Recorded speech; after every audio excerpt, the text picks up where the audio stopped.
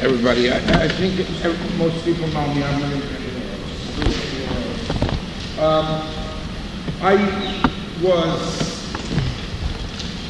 I was only elected to the board last year.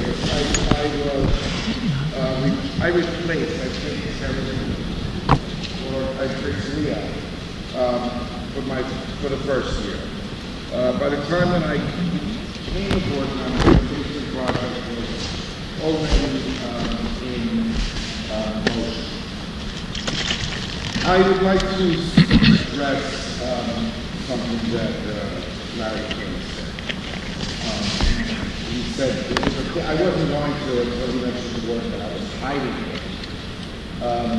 I have done an extraordinary amount of legal work for this building during the course of my tenure as board member.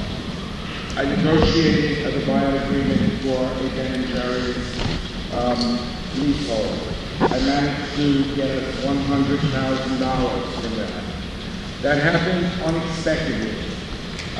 Yvonne called my office, told me, I explained it to buyout, called my office, told me Ben & Jerry's corporate moved this Ben & Jerry's all their records for whatever machinations they were doing, because they didn't want to show, they had two stores they didn't want to have on the book showing a loss. We did indeed call our attorney, David Oxwald, at the time. You know, since anything this guy today is coming in and saying, to do this now. I disrupted my entire office when he was not available. We spent the entire day there with my paralegals. I came to my appointment, and I got us $100,000. I did, and before I started to get involved with this, I said to my fellow board members, I was like, listen guys, this is taking a lot more time, a lot more effort, and actually we never dropped this to Ben & Jerry's. So yes, I did bill the corporation for my time, my guardian's time, $6,700. Other than that money, I also negotiated with Verizon because they were using our space tax rates for years and years and years, and nobody was collecting that. I negotiated that and I got us another $35,000. We also entered into a lease agreement with Yo Food that was improper. And Yo Food was very delinquent in their rent. And I'm going through the lease, and we all specifically told our attorney that we demanded that we put that clause in that lease. It wasn't. I negotiated another $10,000 back from that attorney. If you want to crucify me because I charge this corporation $6,500, so be it.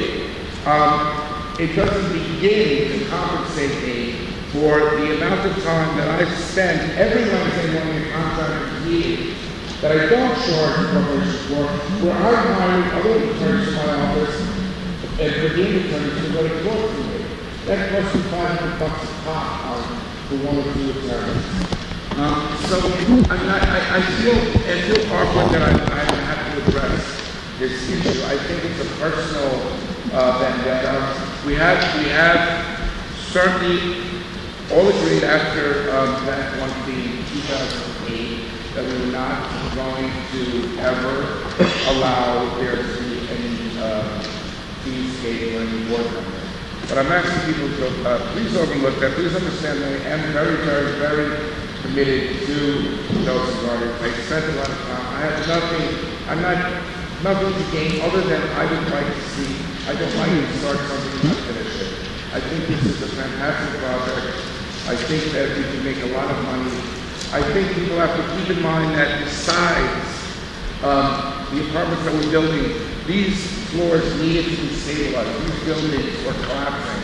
And we realized as we went in there what bad condition we were in. This work could have been done regardless of whether or not we put apartments in there or not. I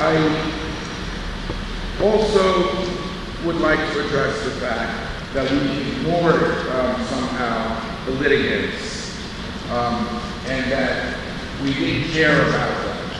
I went through my emails today and I at the time when Anthony Johnson first was complaining about the noise and dust, I sent her an email. I said, Kathy, you know what? I'm not as sensitive to noise and dust. Let's trade apart. Come stay in my place while this is happening. I can't turn around and say that we neglected and didn't listen. I negotiated immediately with travelers, and I managed to get travelers to give us enough money so that each of the residents, each of the persons would have been compensated $7,500. We have to keep in mind here that this escalation happened during the months of November and December. By the end of December, it was done and over. There's no reason why the apartments couldn't be cleaned and people couldn't move back in at that time.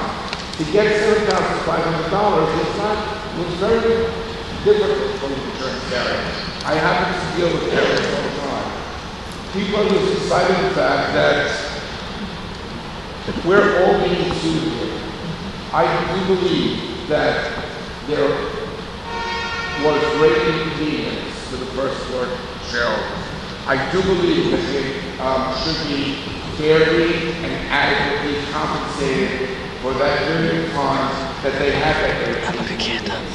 I was very influential in making sure Leslie had the money up front because I truly believe that Leslie had an inability to stay in the apartment while this is what's happening.